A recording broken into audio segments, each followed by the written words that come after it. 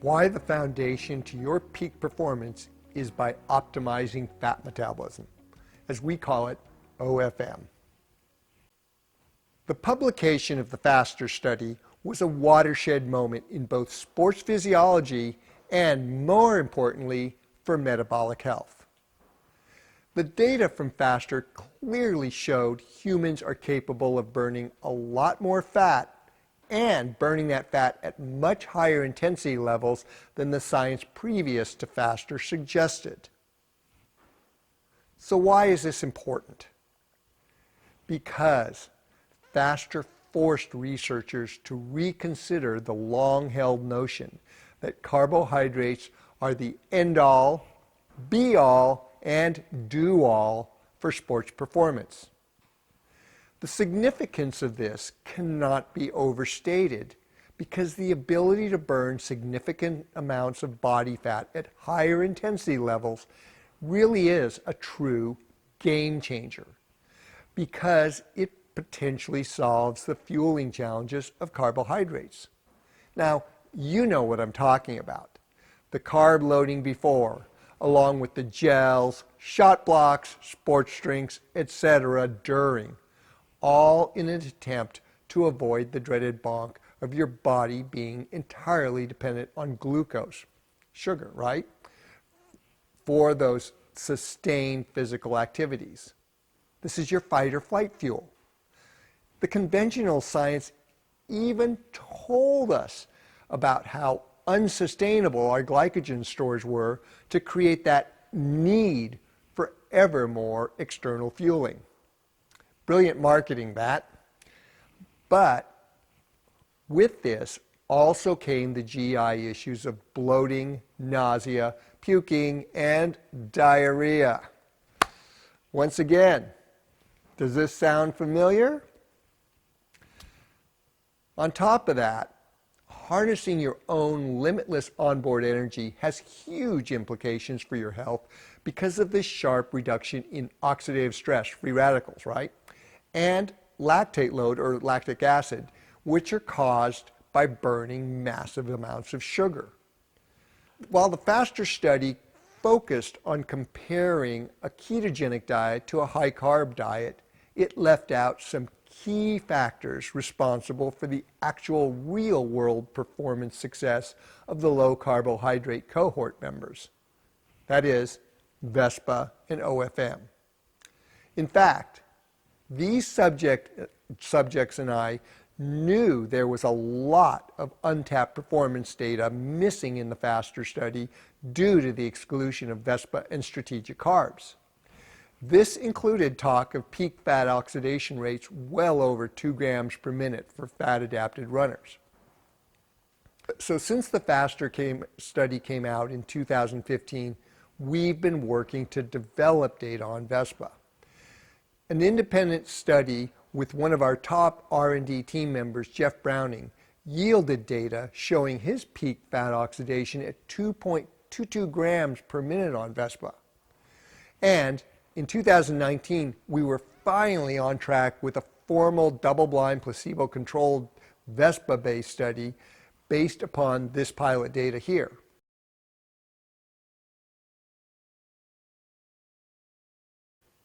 And then, of course, guess what happened? The Panicdemic. But this wasn't about to stop my athletes and I.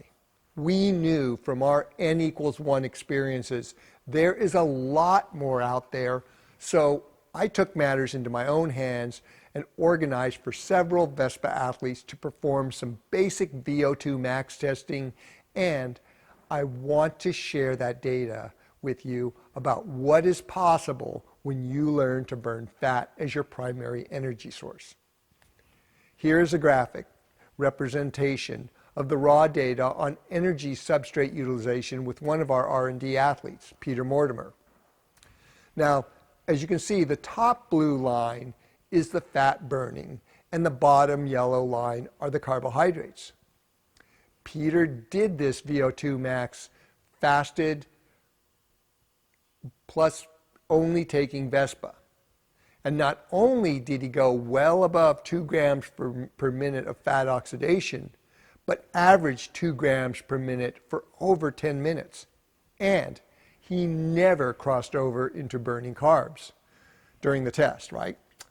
Now, what makes this even more impressive is this test was run after a week of hard trail running with a lot of vertical and with 7 vials of blood drawn the day prior to testing. I'll admit, I'm cherry picking the data to get your attention. Over 2 grams per minute for over 10 minutes with a few data points above 2.5 grams per minute. Think about that and do the math.